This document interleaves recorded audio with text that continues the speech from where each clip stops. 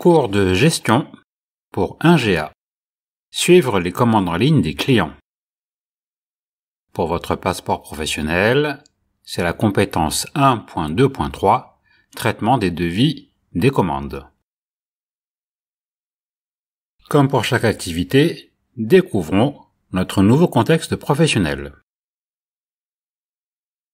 La société Carton Vert est spécialisée dans la vente en ligne de baby-foot et accessoires. Basée à Lyon, l'entreprise fournit depuis 1996 les bars et cafés, mais aussi les clubs, les salles de jeux et les magasins de sport. Toutes les commandes sont réalisées par les clients sur le site internet de l'entreprise. Les livraisons sont assurées sous 48 heures par voie postale ou par transporteur selon le type de produit. Découvrons l'organigramme. Nous avons la directrice Laurie Vanier, qui est assistée au secrétariat par Claire Baumez. Valentine Caillet s'occupe des ventes et ça sera notre tutrice. Victor Loyer s'occupe des achats. Luc Lavacci de la comptabilité finance. Et David Bayard est le magasinier.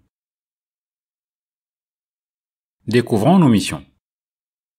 Le site internet de l'entreprise est administré par Valentine Caillet, responsable des ventes. L'interface web de la boutique en ligne lui permet de suivre les commandes en cours, les livraisons, les factures, les retours et les paiements. Vous êtes en formation et vous assurez le suivi des commandes en ligne. Nous sommes le 4 mars et nous avons 3 missions. Mission 1, repérer les principes de la vente en ligne. Mission 2, suivre les commandes en ligne. Et mission 3, traiter les anomalies. Avant de démarrer les missions, parcourons d'abord la synthèse de ce chapitre. Premièrement, les principes de la vente en ligne. La vente en ligne se fait au travers de divers outils numériques, ordinateur, tablette, smartphone. L'outil informatique utilisé par l'entreprise propose 2 types d'accès. Le front office, destiné aux internautes, et le back-office est réservé à l'entreprise. Nous le voyons donc sur ce schéma. En violet, nous avons le front office, c'est-à-dire celui qui est destiné aux internautes. C'est donc la boutique virtuelle en ligne, sur lequel le client peut accéder, et où l'on peut trouver le catalogue et les CGV, c'est-à-dire les conditions générales de vente. Le client peut passer commande, effectuer les paiements, et prendre contact avec l'entreprise. En orange, nous avons donc le back-office, qui est réservé à l'entreprise. Il faut un accès administrateur afin de pouvoir gérer, modifier, consulter les informations relatives aux commandes des clients. On peut donc sur le back-office suivre les commandes, suivre les livraisons, traiter les anomalies et communiquer avec le client. Deuxièmement, le suivi des commandes en ligne. Les commandes clients passées sur la boutique en ligne sont accessibles par l'administrateur. L'outil informatique permet d'assurer le suivi journalier des commandes et de relever les anomalies. Sur notre schéma, nous partons ainsi du back-office, qui est directement géré par l'entreprise. Nous pouvons suivre l'état des commandes et des livraisons, voir si tout va bien, ce qui est en cours, celles qui ont des problèmes. Cet état nous permet de relever des anomalies afin de pouvoir les traiter et également de suivre l'état des stocks. Troisièmement, le traitement des anomalies. Les anomalies liées aux commandes clients peuvent concerner un retard de livraison, une rupture de stock, une erreur sur le produit livré, etc. Les anomalies liées aux commandes des clients peuvent être traitées de plusieurs manières. Pour traiter une anomalie, l'entreprise peut proposer un remboursement, un échange, un bon d'achat, un chèque cadeau, etc. Dans tous les cas, le client doit être informé de la solution apportée. Nous voyons donc dans le schéma, dès que nous avons relevé des anomalies, c'est ce que nous avons vu au point précédent, Eh bien, pour apporter une solution au client afin de le satisfaire, Nous pouvons lui proposer différentes solutions telles que l'échange de produits, s'il était défectueux ou non conforme, le bon d'achat, si l'article n'est plus disponible, mais cela permet de pouvoir continuer à commander sur notre site, et le chèque cadeau, qui est destiné à être offert au client directement ou éventuellement à une tierce personne. Mais dans tous les cas, quelle que soit la solution choisie, le client doit être informé de la solution que nous lui proposons. Maintenant que nous avons parcouru cette synthèse, nous pouvons démarrer l'émission.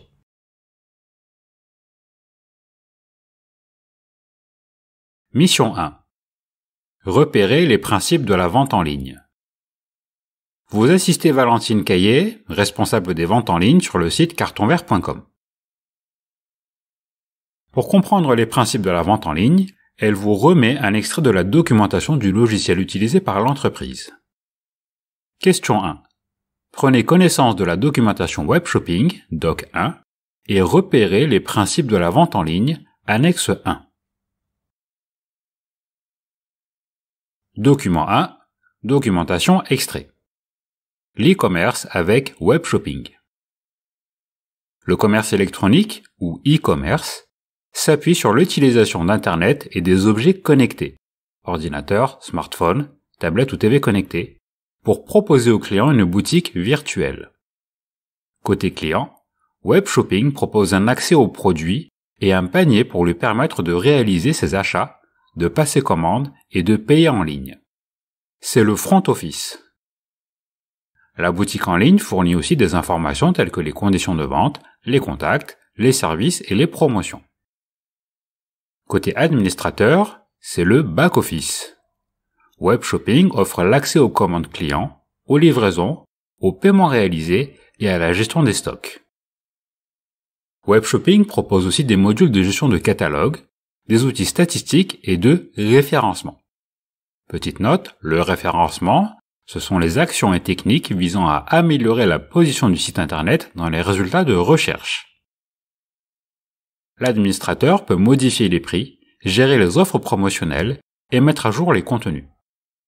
Invisibles de l'internaute, ces outils sont indispensables pour assurer un suivi de la boutique en ligne. Annexe 1. Repérez donc les principes de fonctionnement de la vente en ligne. Vous avez les objectifs côté accès client et ceux côté accès administrateur. C'est à vous, je vous laisse quelques minutes.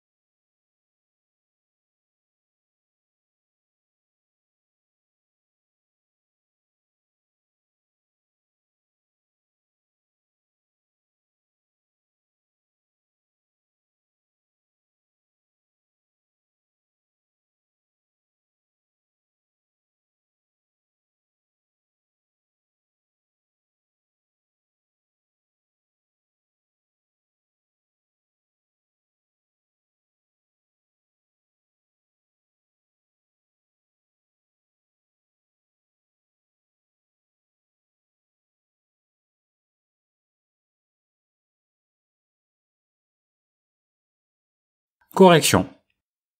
Alors, l'accès client, c'est ce qu'on a vu dans la définition, s'appelle le front office. L'objectif est de mettre à la disposition des internautes la vitrine des produits proposés, d'offrir la possibilité de commander et de payer en ligne, permettre de contacter le site marchand, et offrir des promotions et indiquer les conditions de vente.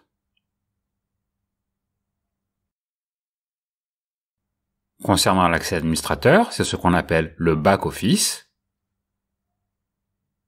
Il est donc pour l'entreprise.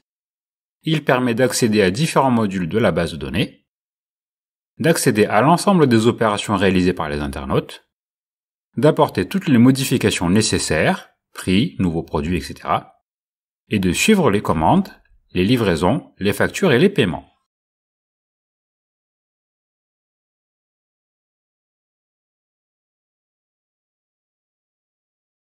Mission 2. Suivre les commandes en ligne.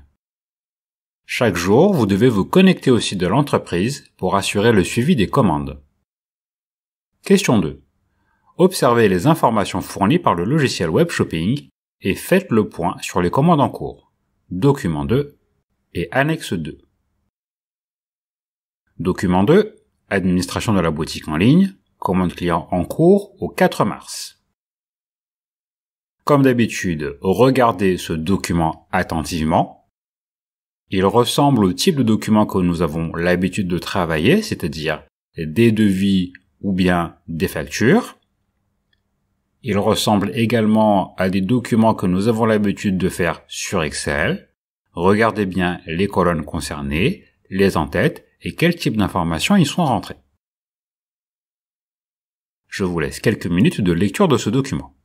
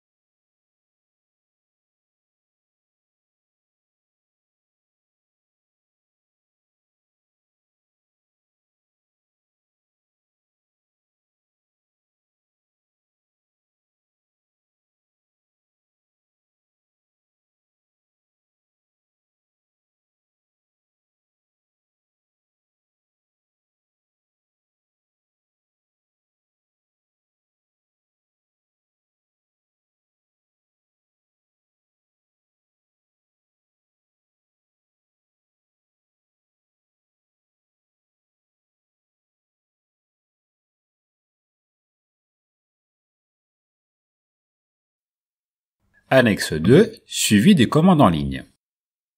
Maintenant que vous avez lu le document, remplissez cette annexe 2 en distinguant les commandes payées sans litige, à préparer, et les commandes qui sont prêtes. C'est à vous, je vous laisse quelques minutes.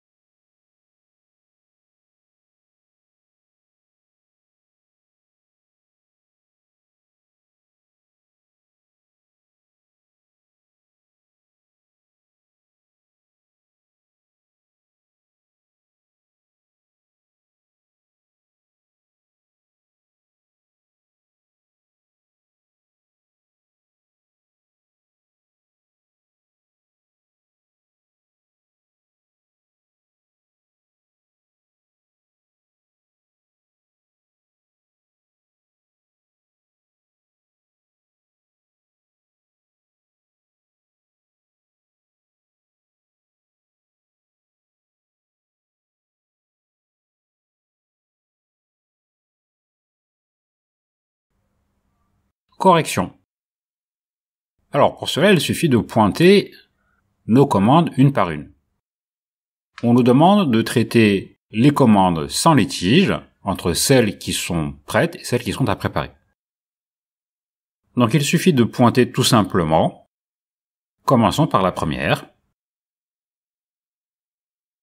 La première, payée le 18 février, donc CN-1-06813, pour un montant total de 709,56 €, elle est en litige, en retrait entrepôt. Donc elle n'est pas prête, mais elle est en litige. Donc celle-là, nous ne pouvons pas la traiter. Passons à la suivante. La commande du 2 mars de 185,80 €, elle n'est pas en litige. En revanche, il y a un code rouge, ça veut dire qu'elle n'est pas prête. Donc, on peut l'intégrer dans le tableau des commandes payées sans litige à préparer. Et on va poursuivre ainsi de suite.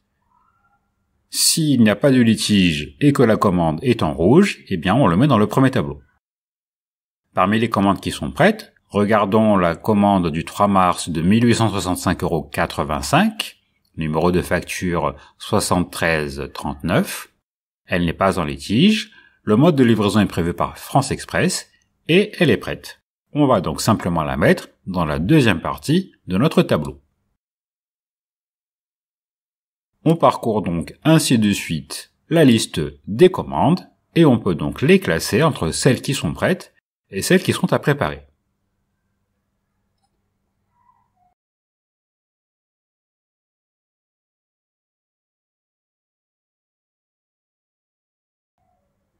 Une fois que nous avons identifié les différentes commandes à préparer ou qui sont prêtes, quelles sont les actions à mener? Pour les commandes à préparer, il faut transmettre au magasinier, David Bayard, la liste des commandes à préparer pour qu'elles puissent être expédiées en passant par le transporteur habituel, que ce soit France Express ou Colissimo La Poste. Pour les commandes qui sont prêtes, il faut demander au magasinier de contacter le transporteur France Express pour procéder à l'enlèvement des commandes CNN-7339 et CNN-7348.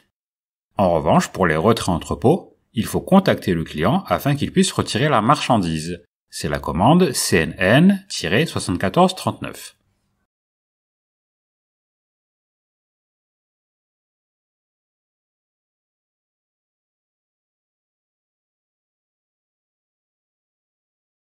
Mission 3. Traiter les anomalies. L'une des commandes repérées dans la liste est litigieuse. Madame Caillez vous demande de l'étudier et d'y apporter une réponse appropriée. Question 3. Prenez connaissance du litige sur la commande de CN-1-06813, document 3. Mettez à jour la note à usage interne et envoyez un message au client pour l'informer de la situation annexe 3. Litige commande non expédiée, numéro CN-1-06813. Le produit référence 125168 est de nouveau disponible depuis le 2 mars. La commande a été préparée par David en magasin le 3 mars. Un bon d'achat de 20 € est à accorder au client pour le désagrément. Faire le nécessaire sur le site. Valentine Caillez. Document 3. Affichage des commandes litigieuses. Comme d'habitude, on regarde bien ce document et c'est avec cette information que nous allons nous baser pour pouvoir répondre aux questions. L'annexe 3, c'est donc le document qu'il faut remplir par rapport aux consignes qui nous ont été données sur la note à usage interne et l'envoi du message pour le client. C'est à vous, je vous laisse quelques minutes.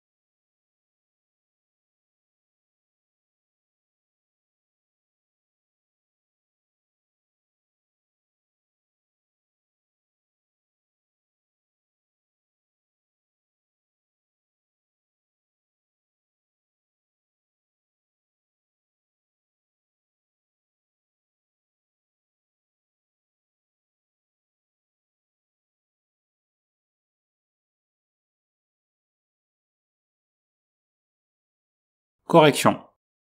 Eh bien, d'après les consignes qui ont été données, la note à usage interne, le produit est de nouveau disponible dans nos stocks depuis le 2 mars, et on nous indiquait que David avait préparé la commande le 3 mars.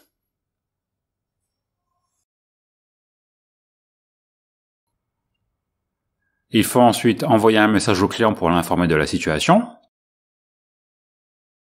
Votre commande est prête. Les produits sont à votre disposition à notre entrepôt. Pour nous excuser de ce contretemps, nous vous faisons bénéficier d'un bon d'achat de 20 € à valoir sur votre prochaine commande. Cordialement. Voilà donc le type de réponse que l'on peut formuler afin de répondre à un litige sur une commande auprès du client. Question 4.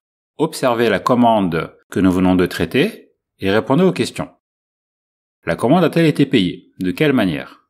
La commande a-t-elle été expédiée? De quels moyens dispose l'entreprise pour traiter l'anomalie d'une commande qui n'a pas pu être résolue? Regardez à nouveau les documents que nous avons à notre disposition. C'est à vous, je vous laisse quelques minutes.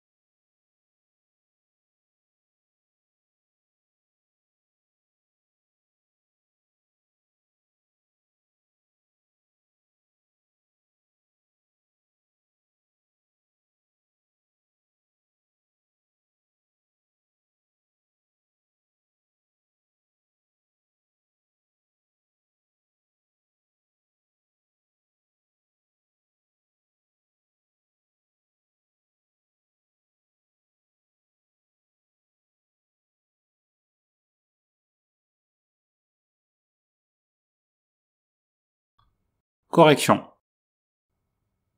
Oui, la commande a été payée par carte bancaire.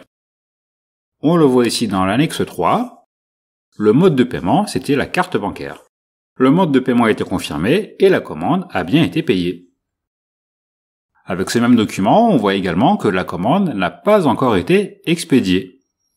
Et la commande doit être retirée par le client en entrepôt. De quels moyens dispose l'entreprise pour traiter l'anomalie d'une commande? Eh bien, il y a le choix. Elle peut soit rembourser le client, soit envoyer un code de réduction à valoir sur une prochaine commande, ou accorder un bon d'achat, comme nous venons de le faire, avec la commande et les 20 € de bon d'achat qui ont été accompagnés avec la commande en retard. Les moyens disponibles sont repérables dans l'annexe 3, lien en haut de l'écran et l'arborescence du menu Gestion.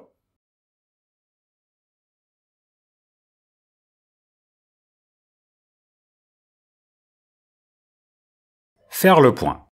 Suivre les commandes en ligne des clients. Les commandes clients peuvent être traitées par le biais d'un logiciel de vente en ligne lorsque l'entreprise dispose d'une boutique sur le web. Il faut distinguer deux parties. Il y a 2 points. La boutique en ligne permet aux clients, vous avez 3 points. L'administration de la boutique en ligne permet, vous avez 3 points. C'est à vous, je vous laisse quelques minutes.